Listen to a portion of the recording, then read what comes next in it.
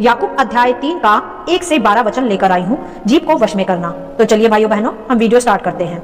Bible दर्शाती है इस अध्याय में कि याकूब जो प्रभु के 12 चेलों में से एक था, वह अपनी कलीसिया को जीभ को नियंत्रित रखने के विषय इस अध्याय में समझा रहे हैं कि किस प्रकार मनुष्य को अपने शब्दों को सही ढंग से प्रयोग में लाना चाहिए, जो आज हमारे लिए सीखना बहुत महत्वपूर्ण है। यह सबसे महत्वपूर्ण विषय है हम विश्वासियों के लिए, जो आज हम यहाँ सीखेंगे। यहाँ याकूब कहते हैं कि हे मेरे भाइयों, तुम में से बहुत उपदेशक ना बने, क्योंकि जानते हो कि हम उपदेशक और भी दोषी ठहरेंगे। वे कहते हैं यहाँ कि यह इसलिए है कि हम सब बहुत बार चूक जाते हैं। जो कोई वचन में नहीं चूकता वही तो सिद्ध मनुष्य है और सारी देह पर लगाम लगा सकता है। यहाँ वह समझाते हैं कि उपदेशक तथा प्रचारकों के विषय में, क्योंकि मसीह में एक सच्चे उपदेशक को बहुत ही ध्यानपूर्वक बिना चूके शब्दों का प्रयोग करना होता है। यहाँ प्रचारकों तथा उपदेशकों के विषय सीखने की बात है, क्योंकि वह अपने प्रचार से दूसरों को भी सिखाते हैं तथा उन्हें ध्यान रखना होगा कि वह किस प्रकार के शब्दों का प्रयोग करते हैं। उन्हें बिना चूके सही शब्दों का इस्तेमाल करना चाहिए तथा इसी प्रकार वह अपनी सारी देह पर लगाम लगा सकते हैं, जीभ को वश में तथा नियंत्रण में रखकर। जैसे वह आगे सिखाते हैं कि जब हम अपने वश में करने के लिए घोड़ों के मुंह में लगाम लगाते हैं तो हम उनकी सारी देह को भी घुमा सकते हैं। इसका तात्पर्य स्पष्ट है यहाँ कि घोड़ों को नियंत्रण करने के लिए तथा उनकी सारी देह को चलाने के लिए जिस प्रकार एक लगाम उन्हें कंट्रोल करती है, उसी प्रकार हमारे शब्द, हमारी जीभ हमारी देह को मूव करती है। जीभ से निकले शब्दों से हम पहचाने जाएंगे कि हमारा स्वभाव तथा हमारा चरित्र कैसा है। इसीलिए उन्होंने एक अन्य उदाहरण आगे देते हुए कहा कि देखो, जहाज भी यद्यपि ऐसे बड़े होते हैं और प्रचंड वायु से चलाए जाते हैं, तो भी एक छोटी सी पतवार के द्वारा माझी की इच्छा के अनुसार घुमाए जाते हैं। यहाँ आप देख सकते हैं कि वह एक जहाज को चलाने वाले माझी के हाथ की पतवार का उदाहरण देते हैं कि एक बड़ा जहाज भी पतवार से चलाया जाता है, घुमाया जाता है। वैसे ही जीभ भी एक छोटा सा अंग है और वह बड़ी बड़ी डींगे मारती है। और वह कहते हैं यहाँ कि देखो, थोड़ी सी आग से एक बड़े वन में आग लग जाती है। ऐसे ही यहाँ हमें सीखना है पहले इसका अभिप्राय कि जीभ हमारे शरीर का एक छोटा सा अंग है, परंतु वह कैसे बड़ी बड़ी बातें, बड़ी बड़ी डींगे मारती है, बड़े बड़े झूठे वादे बोलकर, बुरे शब्दों का प्रयोग करके आग लगाती है, झगड़े उत्पन्न करती है, किसी का हृदय घात करती है। यदि हम सही से इसका इस्तेमाल ना करें तो यह होता है जीभ का शब्दों का गलत ढंग से किया गया प्रयोग। इसीलिए यहाँ याकूब जीभ को वश में रखने के विषय आज हमें सिखा रहे हैं। वे कहते हैं आगे कि जीभ भी एक आग है और जीभ हमारे अंगों में अधर्म का एक लोक है और सारी देह पर कलंक लगाती है और नरक के कुंड की आग में भी जलाती है। हालेलुया! कितनी महत्वपूर्ण बात लिखी है यहाँ हमारे सीखने के विषय कि जीभ की तुलना आग से की गई है। एक अधर्म का अंग उसे कहा गया है। यदि उसे नियंत्रित न रखा जाए तो वह हमें नरक के कुंड में ले जाने का भी कारण बन जाती है। क्योंकि मेरे प्रियो, हमारे शब्द ही हमारा जीवन चरित्र, हमारा स्वभाव, हमारा आचरण निर्धारित करते हैं। हमें ध्यान देना चाहिए कि हम क्या बोलते हैं, नेगेटिव या पॉजिटिव। कई बार हम गुस्से में नेगेटिव शब्द अपनी जुबान से कन्फेस करते हैं तथा दूसरों को घात करने वाले शब्दों का भी प्रयोग करते हैं, जो हमारे उद्धार को, हमारे अनंत जीवन को भी हमसे छीन लेता है। तो यहाँ आज हमारे सीखने की बहुत महत्वपूर्ण बातें हैं। कृपया आप ध्यानपूर्वक इन्हें समझें कि प्रभु आज इस वचन के द्वारा हमें क्या समझाते हैं। जीभ भी हमारे शरीर का वह अंग है जो हमारी देह पर कलंक भी लगा सकती है तथा हमें नरक भी भोग सकती है। तो सबसे महत्वपूर्ण हुआ ना यह संदेश आज हमारे लिए, क्योंकि मनुष्य बोलते समय नहीं सोचता कि वह क्या कहता है। बस गुस्से में वह कभी कभी गलत शब्दों का प्रयोग कर अपने सैल्वेशन को भी समाप्त कर देता है। जैसे आगे वह कहते भी हैं कि क्योंकि हर प्रकार के वन, पशु, पक्षी और रेंगने वाले जंतु और जलचर तो मनुष्य जाति के वश में हो सकते हैं, और वह है भी, परंतु जीभ को मनुष्य में से कोई वश में नहीं कर सकता। वह एक ऐसी बला है जो कभी रुकती ही नहीं, वह प्राणनाशक विष से भरी हुई है। यहाँ वह साफ साफ समझा रहे हैं हमें कि समस्त पृथ्वी भर के वन, पशु, जीव जंतु सभी मनुष्य के नियंत्रण में है। वह उन्हें नियंत्रित भी कर सकता है, परंतु जीभ एक ऐसी बला है मनुष्य की देह में जिसे वह नियंत्रित नहीं कर पाता, और इस कारण वह गलत शब्दों का प्रयोग कर वह दूसरों के लिए विष का काम करता है तथा खुद के लिए भी, जैसे गाली गलौज करना, श्राप देना, नेगेटिव बोलना इत्यादि। यह सब गलत है जो हमें नहीं बोलना चाहिए। हमें अपने स्वभाव में अपनी जीभ तथा अपने शब्दों को नियंत्रित रखना चाहिए। यह एक छोटा सा अंग है हमारी देह का, परंतु यह वह बला है जो हमारे जीवनों में विष का काम करती है, जो हमें आत्मिक रूप से भी नुकसान पहुंचाती है। तो ध्यान दें कि हम क्या बोलते हैं, हमारे शब्द कैसे हैं। एक विश्वासी को प्रभु में बने रहने के लिए अपने शब्दों को सदा परख कर बोलना चाहिए, क्योंकि इससे उसका चरित्र भी प्रकट होता है और उसकी मसीहत भी। जैसे आगे वह कहते भी हैं कि इसी से हम प्रभु और पिता की स्तुति करते हैं और इसी से मनुष्य को जो परमेश्वर के स्वरूप में उत्पन्न हुए हैं उन्हें शाप देते हैं। हालेलुया! तो क्या दर्शाता है यह वचन?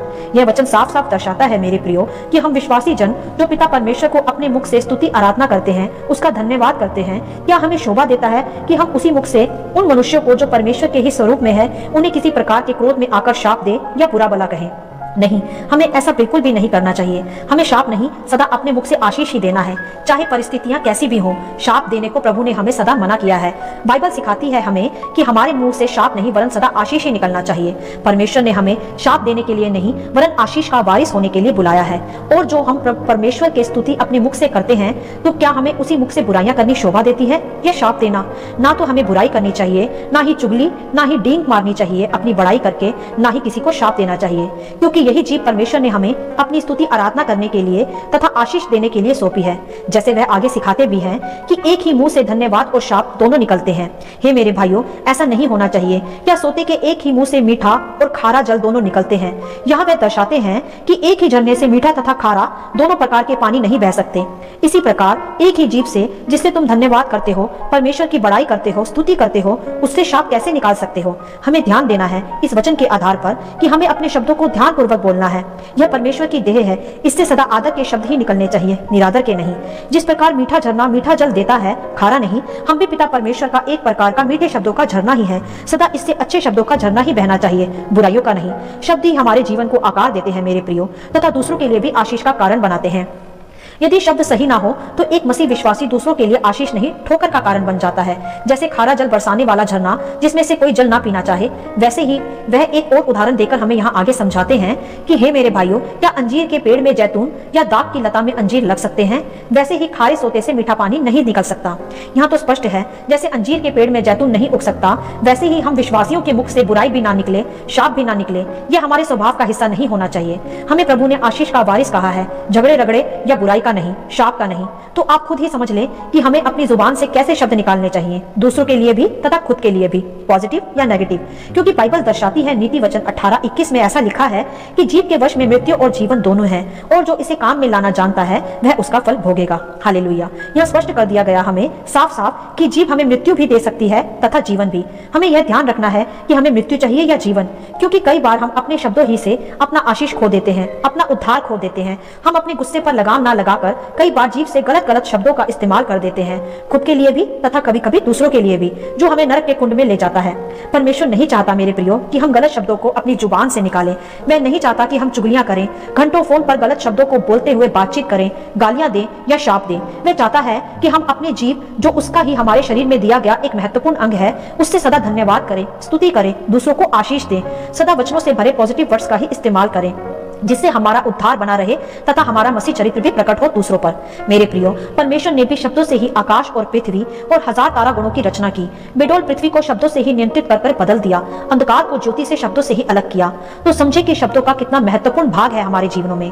मेरे प्रियो, निर्बल परिस्थितियों में भी बल आ जाता है जब आप अच्छे शब्दों को, पॉजिटिव वर्ड्स को कन्फेस करते हैं। बीमारी में भी शिफा आ जाती है चंगाई के वचनों से व शब्दों से। परिस्थितियां बदल जाती हैं एकमात्र आपके अच्छे शब्द कहने से। शाप आशीष में बदल जाते हैं शब्दों से ही, मृत्यु जीवन में बदल जाती है जीभ से निकले शब्दों से ही। तो सोचें आप कि जीभ को वश में रखना कितना आवश्यक है। यही जीभ गलत शब्दों से घरों में आग लगा देती है, लड़ाइयां करा देती है, कलंक लगा देती है और फिर हमें नरक में ले जाती है। और यही जीभ वश में रखने से घरों को आबाद करती है, टूटे मन वालों को शांति प्रदान करती है, पिता परमेश्वर की स्तुति तथा धन्यवाद करती है, श्राप को आशीष में बदलती है, फिर यही जीभ हमें अनंत जीवन भी प्राप्त करती है। तो आप खुद ही डिसाइड करें कि आपको कैसे शब्द बोलने हैं, शाप के या आशीष के, जिसपे हमारा उद्धार भी टिका है। मेरे प्रियो, एक मसीह जीवन में, एक सिद्ध मसीहत में शब्दों का बहुत महत्व है। शब्द ही हमारे चरित्र को निखारते हैं। इसीलिए यहाँ याकूब ने भी जीभ को वश में रखने के विषय आज सिखाया है। मैं फिर से वही कहूंगी, यदि जीभ को वश में रखने का विषय सीखना आवश्यक नहीं होता तो इसका वर्णन भी यहाँ नहीं होता। यह आवश्यक है आज बहुत, इसीलिए यह आज प्रभु हमें सिखाते हैं। आज का युग भी एक अनियंत्रित युग है, जिसमें मनुष्य सब बातों पर नियंत्रण रखता है, परंतु अपनी जीभ पर नहीं, जिसके कारण वह किसी के लिए ठोकर का कारण बन जाता है और अपने जीवन को फिर नाश की ओर ले जाता है और मृत्यु का भी वह कारण बनता है। इसीलिए आप भी जांचें कि आप कैसे शब्दों का प्रयोग करते हैं, दिन भर में आशीष का या श्राप का, बुराई का या भलाई का। यह आज हमें समझना होगा। मेरे प्रियो, हमें अपनी जीभ से स्तुति धन्यवाद करना है, आशीष देना है, सदा यही हमारी बुलाहट है तथा सच्ची मसीहत भी है। श्राप या बुराइयां या चुगली ये हमारा हिस्सा नहीं है, यह केवल नरक के कुंड के पात्र है और कुछ भी नहीं। हमें तो प्रभु ने अनंत जीवन का वारिस होने के लिए बुलाया है तथा आशीषों का भी, जो सदा हमें वचनों के द्वारा, पॉजिटिव एफर्ट्स के द्वारा अपनी जीभ अपने शब्दों से कहना है। जीभ ही वश में रखना सबसे महत्वपूर्ण भाग है उद्धार का। हमारे प्रभु के मुख से सदा पवित्र तथा आशीष के वचन निकलते थे तथा हमारे मुख से भी यही निकलना है। इसी में हमारा उद्धार छिपा है। मेरे प्रियो, जो आप आज बोते हैं वही काटेंगे। उत्तम शब्द, आशीष के शब्द अपनी जुबान से बोएं तथा उन्हें ही फलवंत होते हुए देखें, खुद में भी तथा अपने परिवार में भी। शब्दों की जय को प्राप्त करें। जीभ को बुराई से वश में रखकर अपने परिवार में सदा आशीष के वचन कहते रहें।